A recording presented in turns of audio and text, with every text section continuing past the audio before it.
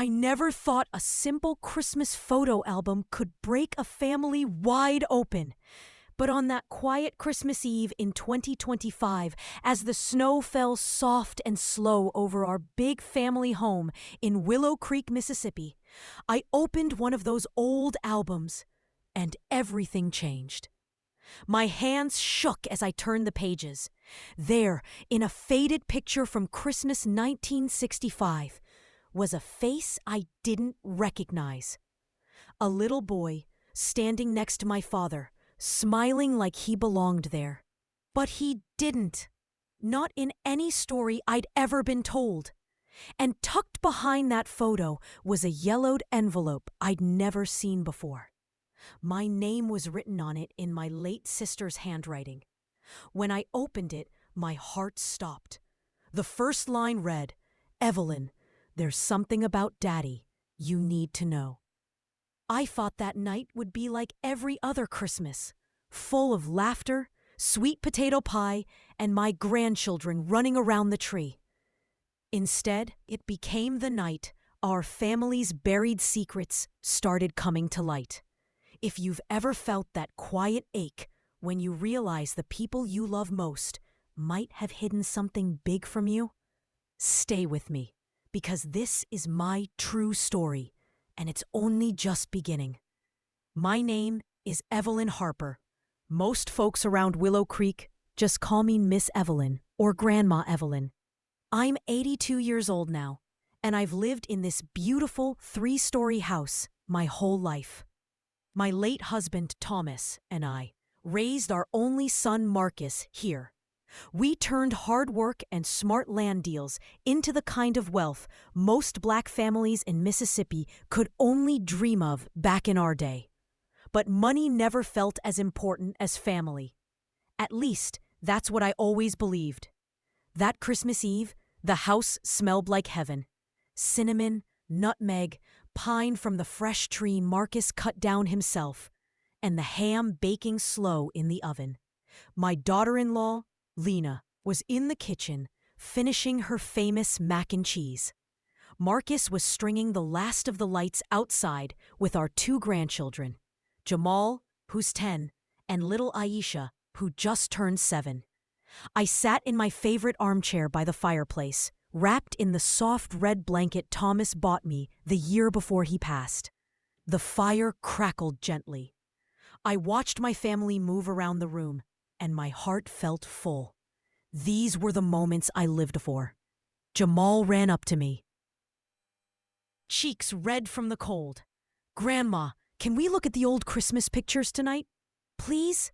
Aisha joined him, tugging at my sleeve. "Yeah, Grandma!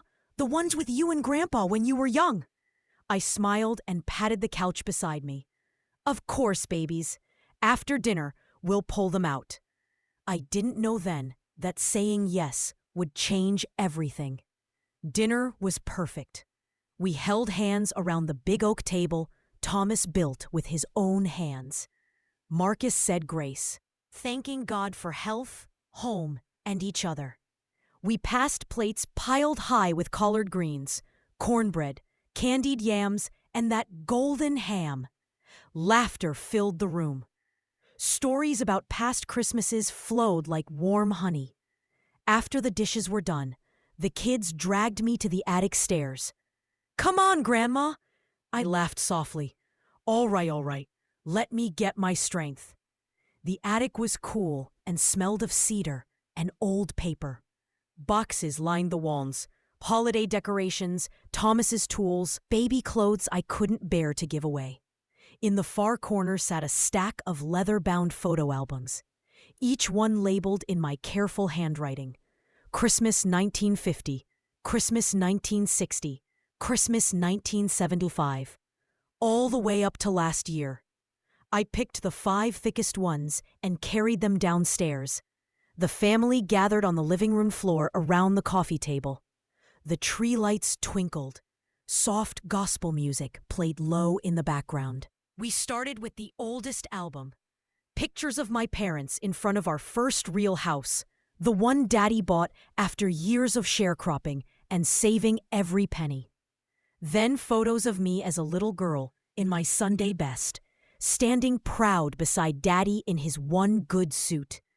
Marcus turned the pages slowly. Look at you, Mom. You were a star even back then.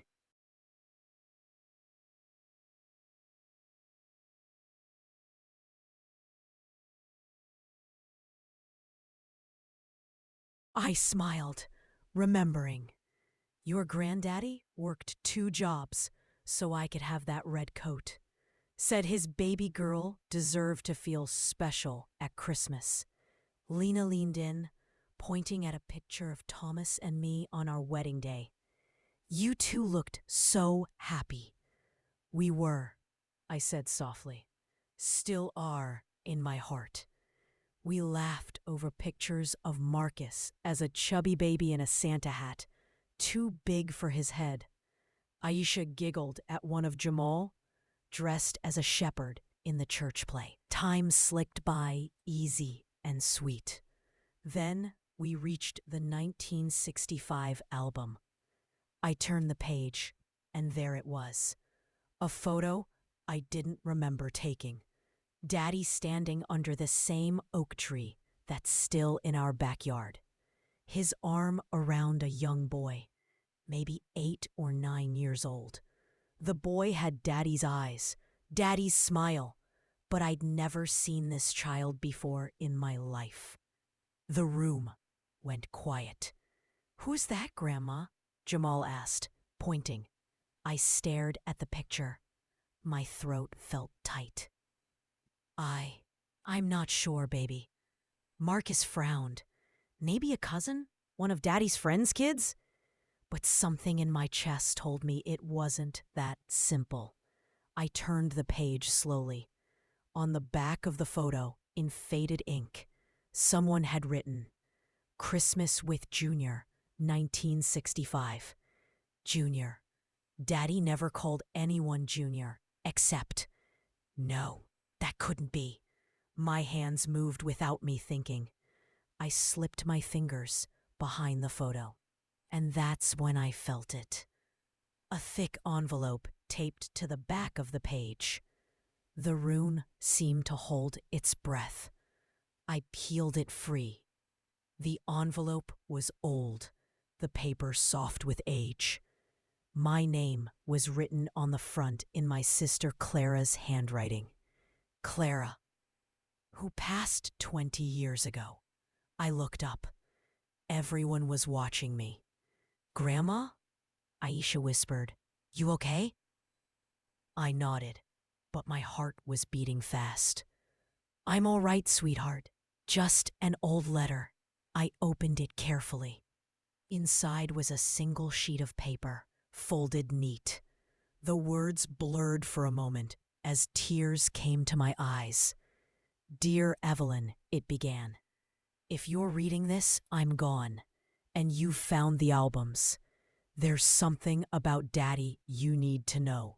Something he never wanted you to carry. He had a son before he married Mama, a boy named William Jr. He kept it hidden because of the times we lived in. Shame, fear, people talking. But that boy was blood. And blood matters. I stopped reading aloud. My voice shook too much. Marcus reached for my hand. Mom? I looked at him, then at Lena, then at the children. Your great-granddaddy, he had another child. Before me, before Clara. The fire popped in the silence. Lena's face went pale. She looked down at her lap real quick, like she was hiding something. I didn't notice it then. I was too lost in my own shock. But that was the first crack in the wall.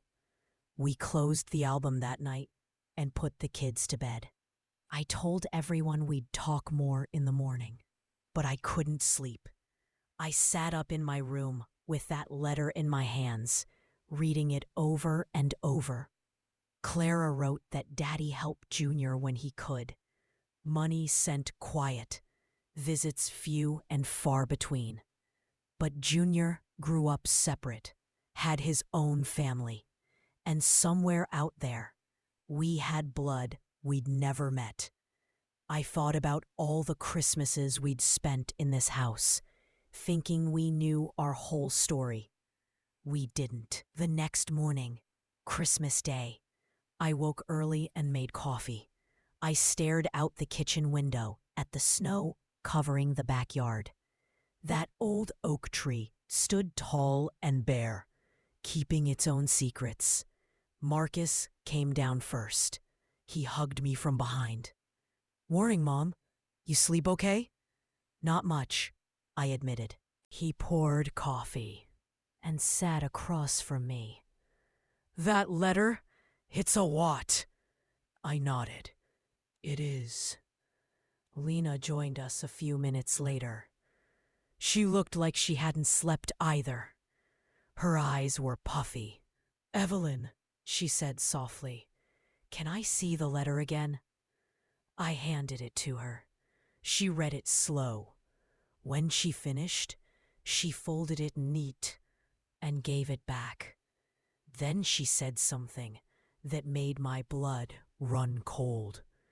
"I think I might know who Junior's family is." Marcus turned to her. "What?" Lena's voice was barely above a whisper. "My mother, she told me a story once about her daddy having a half-brother, a man who built a big house in Willow Creek." I felt the room tilt. "Lena," I said, calm as I could, "are you telling me you're connected to this?" She looked at me with tears in her eyes. "I didn't know for sure until last night. I swear."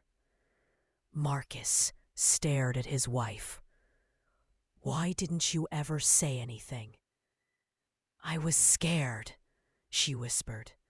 "Scared it would change things." But that was only the beginning. Because right then, as we sat there trying to take it in, my phone rang. It was Mr. Thompson, the old family lawyer. "Miss Evelyn," he said, voice serious, "I heard through town you might be looking into some old family matters. There's a file here with your daddy's name on it. Sealed instructions. He told me if anyone ever asked about William Jr., I was to bring it to you." I closed my eyes. The past wasn't staying buried anymore. And what we found next, keep listening, because the real storm was just starting. I told you about that quiet Christmas Eve when everything changed. The snow was falling outside our big family home in Willow Creek, Mississippi. My grandchildren begged to see the old Christmas photo albums. I said yes, thinking it would just be sweet memories. But when I turned the pages of the 1965 album, I found a picture of my daddy with a little boy I'd never seen before. And behind that photo was a letter from my late sister, Clara. She wrote that Daddy had a son before he married Mama, a secret child named William Jr. And then on Christmas morning, my daughter-in-law, Lena, looked at me with tears in her eyes and whispered, "I think my family might be connected to him." Right after that, the phone rang. It was Mr. Thompson, our old family lawyer. He said Daddy left sealed instructions about William Jr. Instructions he was supposed to bring to me if the truth ever came out. I hung up the phone with my heart pounding. If you are still here with me, thank you. Because what happened next? It opened wounds I didn't even know we had. Christmas morning dawned bright and cold. The snow from the night before covered the yard like a soft white blanket. The big oak tree in the backyard stood tall, its branches heavy and still. I was up before anyone else. I stood at the kitchen window, holding a warm mug of coffee, watching the steam rise. My mind kept going back to that letter, to the picture of the little boy who looked so much like Daddy.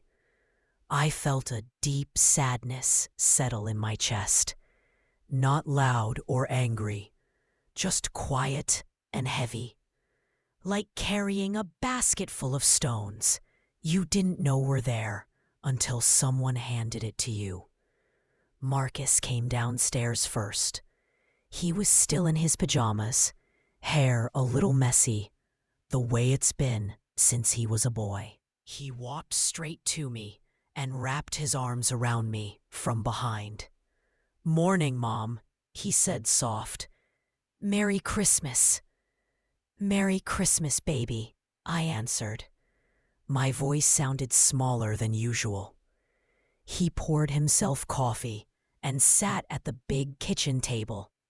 We didn't say much at first, just sat there together, listening to the old house creak and settle. Finally, he asked, "You thinking about the letter?" I nodded. "Can't think about much else." He reached across and took my hand. "Whatever it is, we'll face it together. Like always." I squeezed his fingers. "I know. That's what keeps me steady."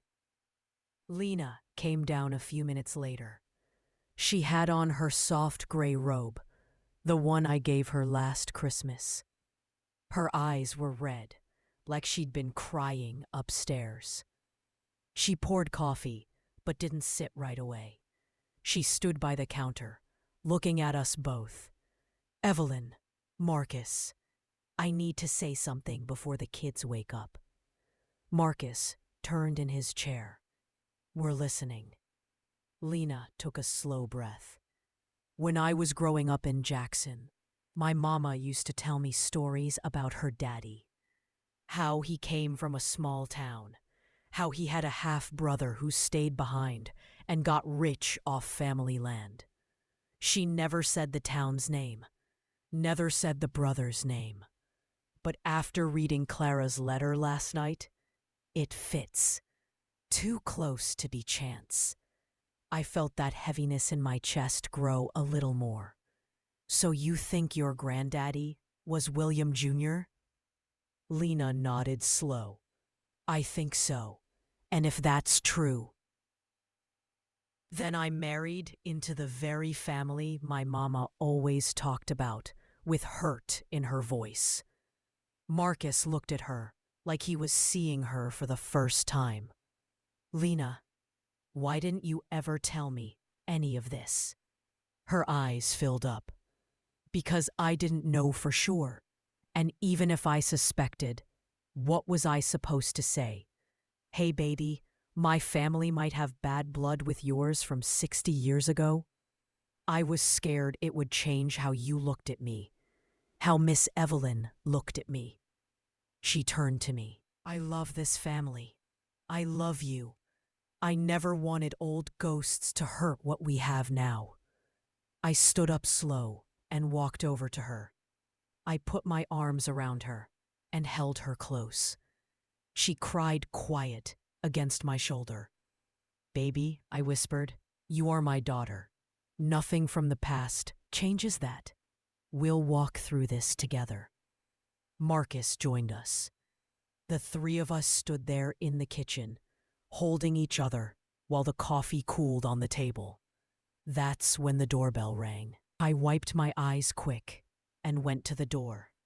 There stood Mr. Harlan Thompson, our family lawyer for more than 40 years. He was bundled in a heavy coat, snowflakes melting in his gray hair. He held a thick brown envelope in his gloved hands. "Morning, Miss Evelyn," he said gentle. "Merry Christmas. May I come in?" Of course, Harlan. Come warm yourself by the fire. He stepped inside, nodding at Marcus and Lena. The kids were still upstairs, asleep, so the house felt quiet and waiting. We all sat in the living room. The Christmas tree lights were still on from the night before, twinkling soft in the morning light. Mr. Thompson laid the envelope on the coffee table like it was something fragile. "Your daddy gave me this in 1988, he began, the year before he passed. He made me promise, only open it and deliver it if someone in the family ever asked about William Jr. He said, if they ask, that means the time is right for the truth." I stared at the envelope. My daddy's handwriting was on the front. "For Evelyn, only if needed." My fingers trembled as I opened it. Inside were several things. An old birth certificate for William Jr. Harper, born 1955, father listed as William Harper Sr., my daddy. A stack of letters tied with string, all in Daddy's handwriting, addressed to Junior, but marked "Return to Sender." A legal document, a deed transfer from 1972, showing Daddy bought out Junior's share of the original family land for $25,000. And one final letter addressed to me. I opened that letter last. My eyes filled as I read Daddy's familiar script. "My dearest Evelyn, if you're reading this, the secret I carried for so long has come to light. I'm sorry for the burden. Before I met your mama, I was young and foolish. I fathered a son with a woman I cared for, but couldn't marry. Times were hard, and folks judged harsh. When I married your mama, I thought leaving that past behind was best for everyone. I tried to do right by Junior, sent money when I could, invited him here a few times when you and Clara were small. But he was angry, and I was ashamed. In 1972, I offered to buy his claim to the land so he could start fresh. He took the money. I thought it closed the chapter.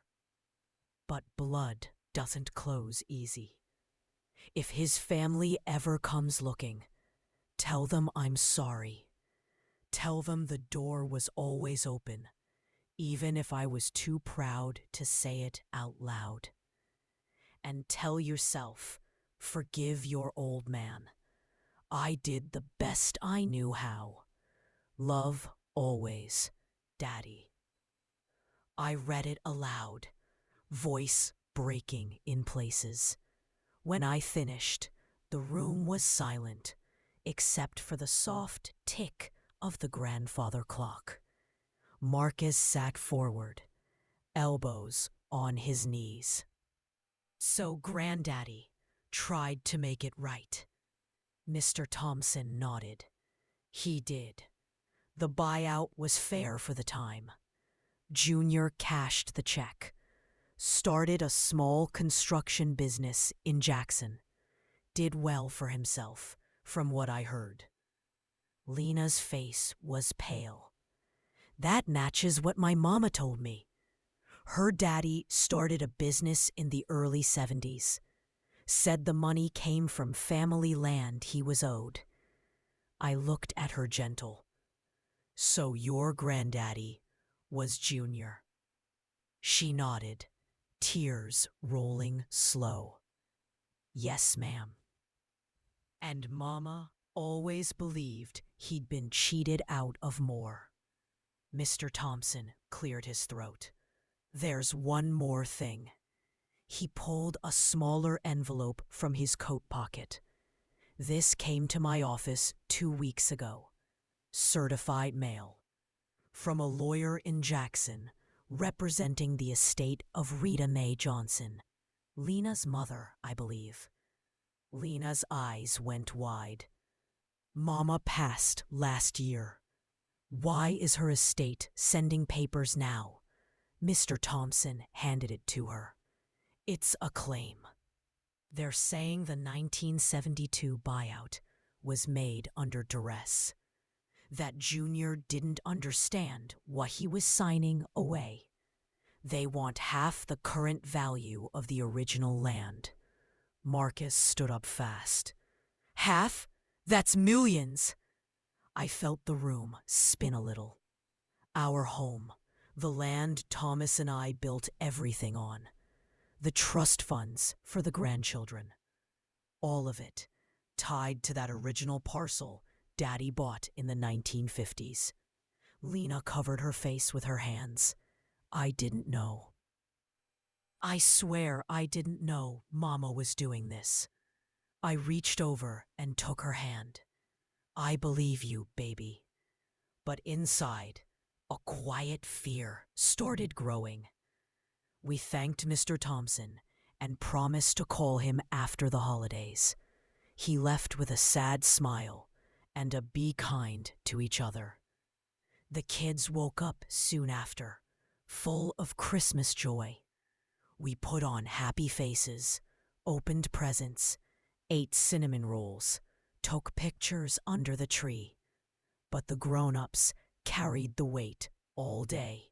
That night, after the children were asleep, the three of us sat by the dying fire. Marcus spoke first. We need to know exactly what Lena's mama filed, and we need to see if there's any truth to the claim.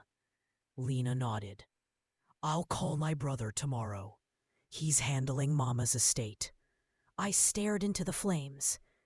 And I want to see the rest of the albums. There might be more answers hidden in those pages. We agreed to keep looking. But the very next morning, December 26th, something happened that turned quiet worry into real heartbreak. My phone rang again. This time, it was Lena's older brother, Tyrone. Miss Evelyn, he said, voice thick, I'm driving down from Jackson today. There are things about Mama's claim you need to see with your own eyes. And there's someone coming with me you need to meet. Who? I asked. A long pause. Your cousin, he said.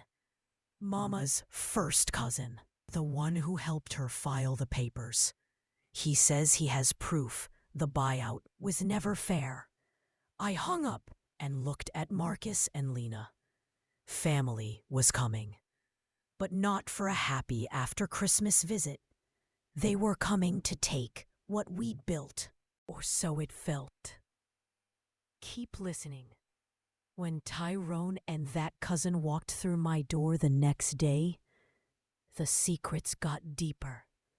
The tears fell harder, and the truth started hurting in ways I never expected. Family arrives, and the claim comes to life. If this story is touching your heart, stay with me. The hardest parts are still ahead, but so is the healing. If you've been walking this road with me, you know how heavy my heart felt after Christmas morning. We'd open those old photo albums thinking we'd just share sweet memories. Instead, we found a picture of my daddy with a secret son, a boy named William Jr. My late sister's letter confirmed it. And then the family lawyer brought papers showing Daddy tried to make things right years ago with a fair buyout. But the hardest part came when my daughter-in-law Lena admitted her own granddaddy was that very same Junior. And worse, her late mama had quietly filed a legal claim against our family land, saying the buyout wasn't fair at all. We ended the call with Lena's brother Tyrone saying he was driving down from Jackson the very next day, bringing someone I needed to meet, a cousin, with proof. I hung up that phone and looked out at the snow still covering our yard in Willow Creek, Mississippi. The big oak tree stood quiet, like it knew what was coming. If this story is stirring something in you, if you've ever worried that old family pain might rise up and touch the life you've built, stay close, because the day those visitors walked through my door, everything got harder and clearer all at once. December 26 felt different from any day I could remember. The house was still full of Christmas, wrapping paper in the trash, lights twinkling on the tree, the smell of pine lingering. But the joy felt far away. I woke early again. Couldn't sleep much anyway. I slipped on my robe and went downstairs to start coffee and oatmeal for the children. Routine keeps a person steady when the heart feels shaky. Marcus was already at the kitchen table, staring at his phone. He looked up when he heard me. "Morning, Mom." His voice was soft, tired. I poured us both coffee and sat across from him. We didn't need many words. We'd been through hard times before. Losing Thomas, money worries early on, storms that damaged the land. But this felt different. This was family against family. Lena came down a while later, carrying Aisha, but every so often, one of us grown-ups would glance at the clock. Tyrone said he'd be here around noon. At 11:30, I went upstairs and changed into a simple navy dress and my good pearls, the ones Thomas gave me for our 30th anniversary. If family was coming to talk about hard things, I wanted to meet them with dignity. I looked at myself in the mirror. 82 years old, hair more silver than black now, but my eyes were steady. I whispered a quiet prayer. "Lord, give me strength to listen and wisdom to love." Right at noon, I heard tires on the gravel driveway. I walked to the front window and watched two cars pull in. The first was a dark blue sedan, clean but not new. The second was an older silver SUV with Jackson plates. Marcus and Lena joined me at the window. The kids stayed in the sunroom with their toys. Tyrone stepped out first. I'd met him a few times. At the wedding, at Thomas's funeral. Tall like Marcus, warm smile, about 40 years old. He waved when he saw us looking. Then the passenger door of the sedan opened and a man got out I didn't know. Maybe 65, gray at the temples, wearing a heavy coat and carrying a thick folder under his arm. His face was serious. From the SUV came a woman I recognized from pictures. Rita's sister, Aunt Dolores, Lena's great-aunt. She was smaller, bundled in a red scarf. Tyrone led the way up the porch steps. I opened the door before he could knock. "Miss Evelyn," he said, voice gentle. He leaned in and hugged me. "Thank you for having us." "Come in out of the cold," I said. "All of you." I greeted each one by name, even the stranger. "Welcome to our home." We took coats and hung them in the hall closet. I led everyone to the living room, where the fire was going again. I'd set out a tray earlier, sweet tea, lemon water, and a plate of leftover Christmas cookies. Southern hospitality runs deep, even when the heart is troubled. Once everyone was seated, Tyrone spoke first. "Miss Evelyn, Marcus, Lena, this is Cousin Raymond. He's Mama's first cousin on her daddy's side. He helped Mama with the legal papers before she passed." Raymond nodded at me. His eyes were careful. "Ma'am," I nodded back. "Pleased to meet you, Raymond."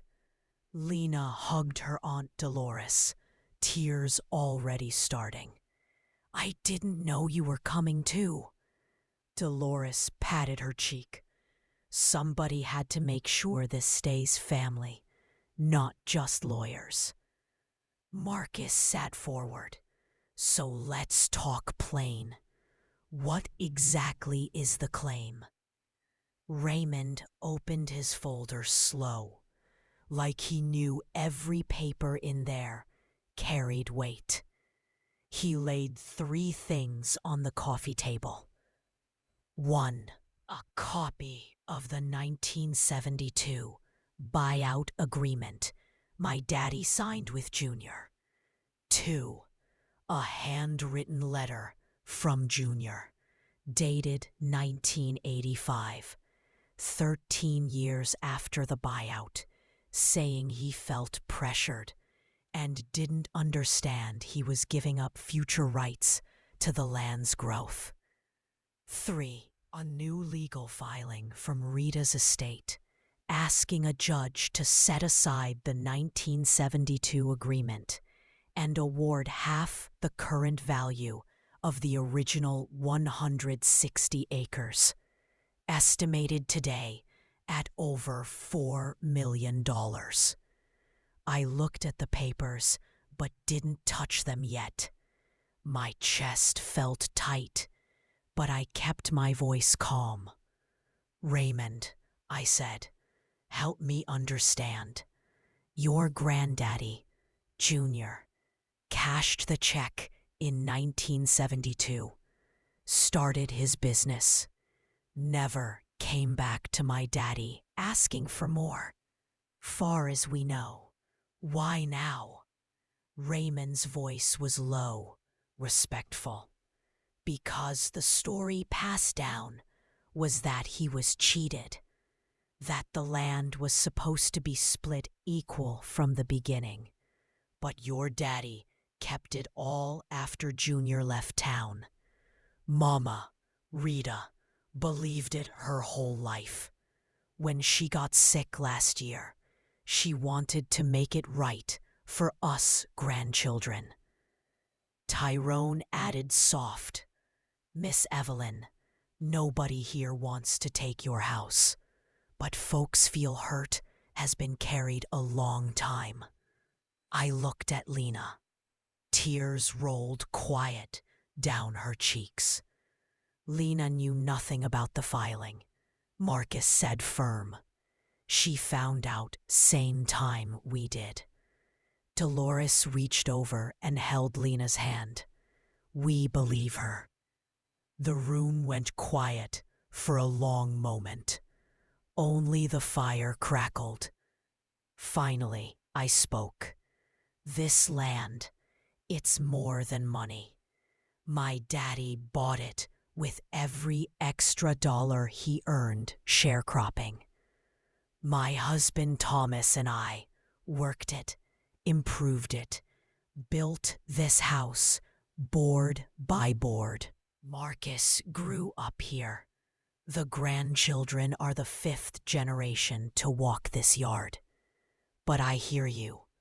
Hurt passes down, same as love does." I paused, feeling the weight of all those years. I don't want lawyers and courts deciding what family means. But I need truth too. So let's keep talking, and let's look at everything together. Raymond nodded slow. That's fair. I stood up gentle. Before we go any further with papers, there's something y'all need to see. I went to the cabinet and brought out the remaining photo albums, the ones we hadn't finished on Christmas Eve. I laid them on the coffee table next to Raymond's folder, past and present side by side. Let's look together, I said. Maybe the pictures will help us remember kinder. We started with the 1970 album. Pictures of Daddy and Mama on the porch. Me pregnant with Marcus. Clara holding her first baby. Then we turned a page, and there it was again. Another photo of Daddy with Junior. This time Junior was older, maybe 17. They stood in front of the barn, arms around each other, both smiling real smiles. On the back, Mama's handwriting. William and his boy, making peace, 1972. The same year as the buyout. Raymond stared at it a long time. I never saw this picture. Tyrone leaned closer. They look happy. I turned another page. Tucked in the sleeve was a small envelope addressed to Mama in Junior's handwriting. I opened it, careful. Inside was a short note dated a month after the buyout. Dear Brother William and Sister Ruth, thank you for the check. It's more than fair. I'm starting the business clean. No hard feelings. Wish you and the family nothing but blessings. Your son, Junior. The room went still. Dolores whispered, Lord, have mercy. Raymond's face softened. He looked almost lost. Mama never showed us this. Marcus spoke gentle. Maybe she never saw it. Or maybe the hurt was already too loud. I closed the album slow. Seems like both sides carried only part of the story. We sat quiet for a long while, letting the new pieces settle. Then Tyrone looked at me. Miss Evelyn, there's one more thing we brought. Something Mama kept locked in her safe. She told me to show it only if we ever sat down face to face with y'all. He reached into his coat pocket and pulled out a small wooden box, old and dark with age. He set it on the table between the albums and the legal papers. This, he said. Voice thick. Belonged to Junior. Mama said it came from the land, from under that big oak tree out back. My breath caught. I knew that tree better than almost anything. Thomas and I planted flowers around it. Marcus learned to climb it. The grandchildren swing from its branches now. What's inside? I asked soft. Tyrone looked at Raymond. Raymond nodded. Tyrone opened the lid, slow. Inside, wrapped in faded cloth, was a rusted metal tin, and on top of it, a note in my daddy's handwriting, for Junior, if you ever need it, or for our families if we can't fix this ourselves. Buried where we used to talk. Forgiveness starts in the dirt. My heart started pounding. There was something buried under our oak tree, something both granddaddies knew about. And tomorrow, weather permitting, we were going to dig it up together. But what we found there, well, that changed everything again. Some treasures heal, some truths cut deeper before they heal.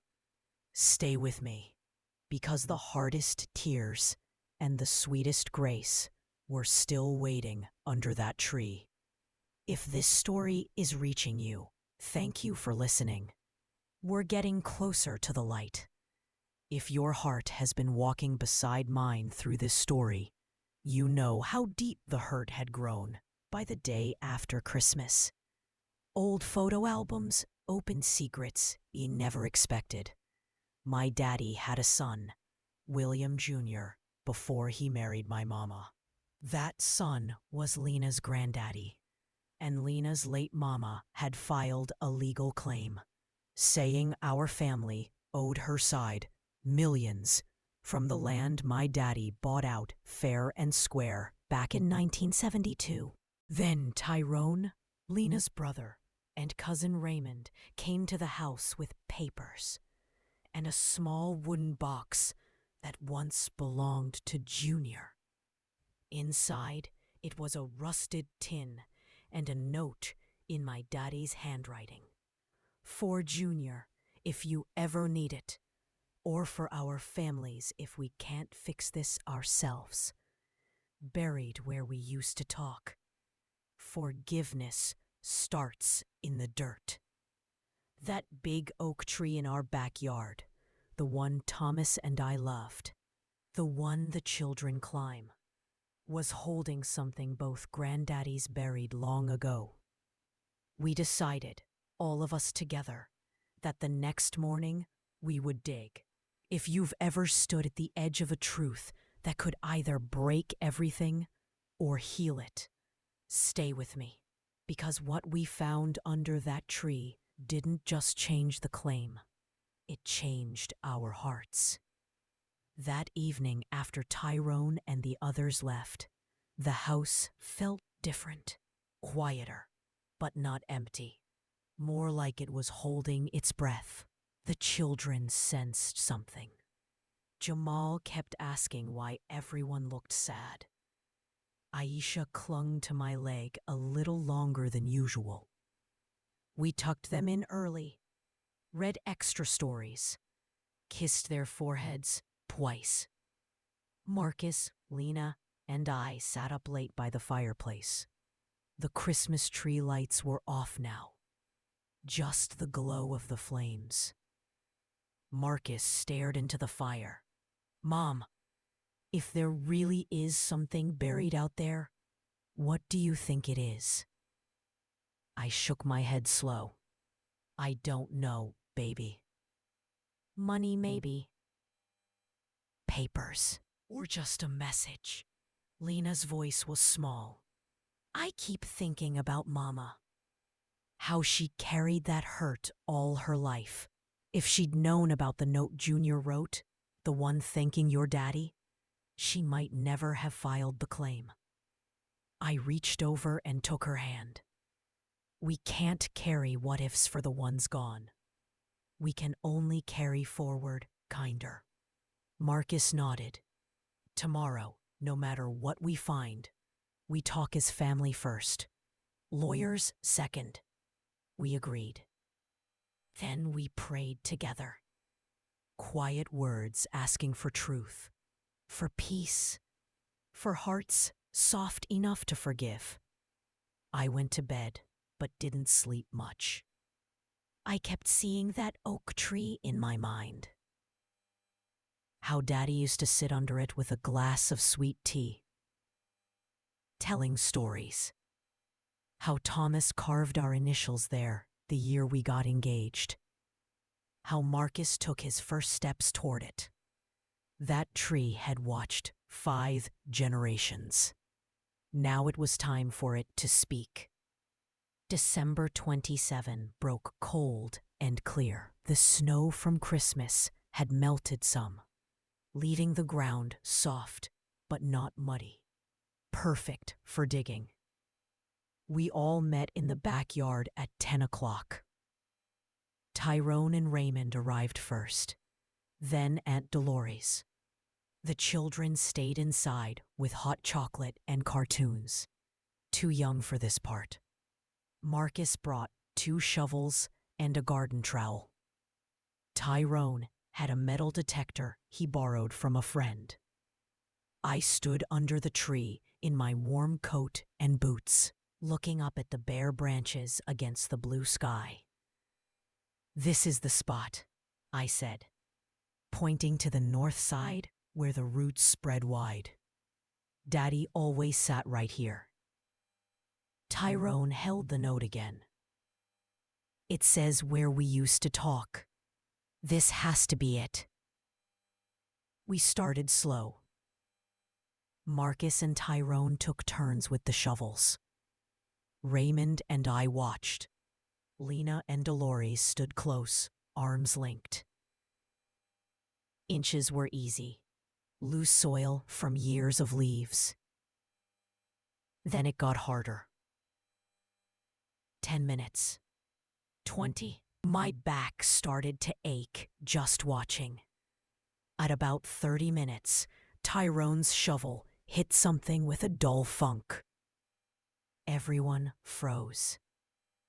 Marcus knelt down and brushed dirt away with his hands. A corner of rusted metal showed through, about the size of a big shoebox. We carried it to the picnic table under the tree. I wiped it clean with an old towel. My fingers trembled as I opened the lid. Inside, wrapped in oilcloth yellowed with age, were 4 things. 1, a thick envelope sealed with wax. My daddy's handwriting on the front. For my sons, William Jr., and whichever child carries my name next. 2, a smaller pouch that clinked when I touched it. Old gold coins, maybe 20 of them, from the 1940s and 50s. 3, a leather-bound journal, edges worn soft. 4, and on top, a single photograph. Daddy and Junior sitting right here under this tree. Arms around each other, both men in their 40s. On the back, in Daddy's handwriting, "Brothers again, 1975. 3 years after the buyout." I felt tears come quick and hot. Lena let out a soft cry. Tyrone's eyes filled. Even Raymond looked away for a moment. Marcus opened the envelope first. Inside were 2 documents. A handwritten will addendum from Daddy, dated 1975, leaving Junior an equal share of any gold or savings I set aside for hard times. Witnessed by Mama and Mr. Thompson. A bank book showing Daddy had put $10,000, big money then, into an account in Junior's name in 1975. But the account was never claimed. Interest had grown it quiet over the years. Then Marcus opened the journal. It was Daddy's private writing. Pages and pages. He read the first entry aloud, voice thick. June 15th, 1975. Today, Junior came back. We sat under the oak and talked real for the first time in years. I told him I was sorry for the silence. He told me he was sorry for the anger. We cried like boys. I showed him the box I buried for us, for hard times or for making peace. He said, keep it here. Said maybe one day our children would need it more than we do. Blood finds blood, he said. I pray he's right. Marcus turned pages. More entries. Visits in secret. Birthdays remembered with cards. Money sent quiet when Junior's business hit rough patches. The last entry, 1987, a year before Daddy passed. If my Evelyn ever finds this, tell her old man tried to fix what he broke. Tell Junior's family the door was never locked. Just my pride was too loud. Love wins slow, but it wins. We sat around that picnic table under the oak, passing the journal, the photo, the coins. Tears fell free now. No one tried to hide them. Dolores spoke first. Rita never knew any of this. She carried only the hurt part. Raymond nodded slow. I helped her file because I believed the story too. But this is different. Tyrone looked at me. Miss Evelyn, what do we do now? I wiped my eyes and looked around at all of them. My son, my daughter-in-law, my new cousins. We do what our granddaddies wanted, I said soft. We choose family. We took everything inside and spread it on the dining room table. Called Mr. Thompson. He came within the hour. He read every page, examined every document. Finally, he looked up. This journal isn't legal proof by itself, but the will addendum is properly witnessed. And that unclaimed account, it's still active. With interest, it's worth close to $150,000 today. Legally belongs to Junior's heirs. Then he looked at Raymond. But the 1972 buyout stands. Fair price, cashed check, no fraud proven. Rita's claim would likely lose in court and cost both sides a fortune in fees. Raymond nodded. I see that now. Mr. Thompson smiled gentle. But families don't have to live in court. We talked for hours. Real talk. About hurt carried too long. About pride that kept doors closed. About children who deserved better. In the end, we made a new agreement. Right there at my table. Written simple and signed by everyone. The unclaimed account and the gold coins would go to Tyrone, Lena and their siblings, Junior's direct grandchildren. In return, Rita's estate would withdraw the land claim. No court, no fight. And most important, we would start visiting. Holidays together. Children growing up, knowing all their cousins. Albums open for everyone. Raymond looked at me across the table. Miss Evelyn, I'm sorry for coming with hard words. There was still one envelope in the albums we hadn't opened. Tucked in the very last book. Addressed to me in Daddy's handwriting. Dated the week he died. I sat alone in the sunroom with my coffee and opened it slow.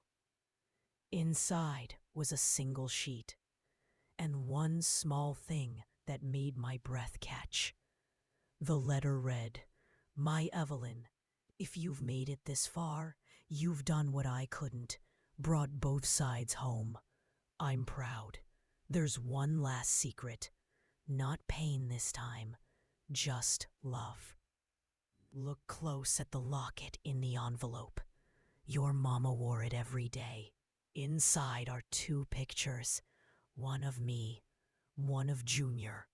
She knew all along, and she forgave me the day I told her. That's the real treasure. Forgiveness given free. Pass it on. Love always, Daddy. I opened the locket with shaking fingers. 2 tiny photos.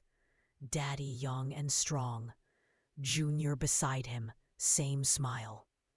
Mama had carried both her husband and his first son close to her heart every single day and never told a soul. That was the final piece. The healing was complete, or so I thought, because 1 year later, next Christmas, something beautiful happened that tied every heart together forever. Stay with me for the last part. The light at the end is worth it. My dear friend, if you've stayed with me this far, thank you from the bottom of my heart. You've walked through the snow with me that Christmas of 2025, when old photo albums cracked open secrets we never saw coming. You felt the quiet ache when we learned my daddy had a hidden son, William Jr., and that Junior was my daughter-in-law Lena's own granddaddy.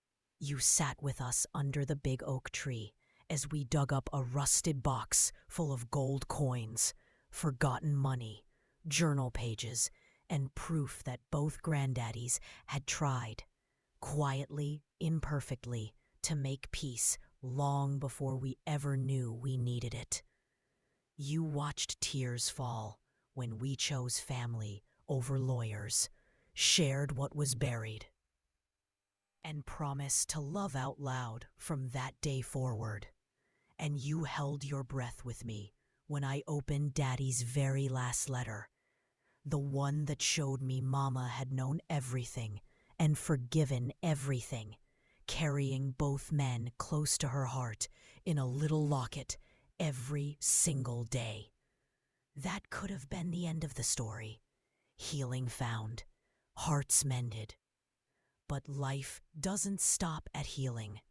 It grows. So let me take you forward 1 year, to Christmas 2026, and show you what forgiveness looks like when it's lived every day. Chapter 10, December 2026. The house feels fuller. 2:30. It was December 23rd, 2026, almost exactly 1 year later. The snow was falling again over Willow Creek, Mississippi, soft and slow, just like before. But this time, the house didn't feel quiet with worry. It felt full with joy. Cars lined the long driveway. Marcus had plowed it early so everyone could get in easy. Tyrone and his wife pulled up first with their 3 teenagers, then Raymond and his family from Jackson. Aunt Dolores came with her famous 7-layer salad. Even some cousins I'd never met before drove down from Memphis, great-grandchildren of Junior, who heard about the big family Christmas at Miss Evelyn's and wanted to be part of it. More than 30 of us in all, black folks from both sides of a family that used to be split, now choosing to be one. I stood on the porch in my red coat, watching them come up the steps with dishes, presents, and children running ahead. My heart felt so big, I thought it might burst. Jamal and Aisha, now 11 and 8, were the official greeters. They took coats, showed the new cousins where to put gifts under the tree, and dragged everyone to see Grandma Evelyn's famous photo albums. Those albums weren't hidden anymore. They sat proud on the coffee table. New pages added all year. Pictures from spring picnics, summer barbecues, Tyrone's daughter's graduation, Raymond's grandson's first birthday. Every gathering we'd shared since that hard Christmas.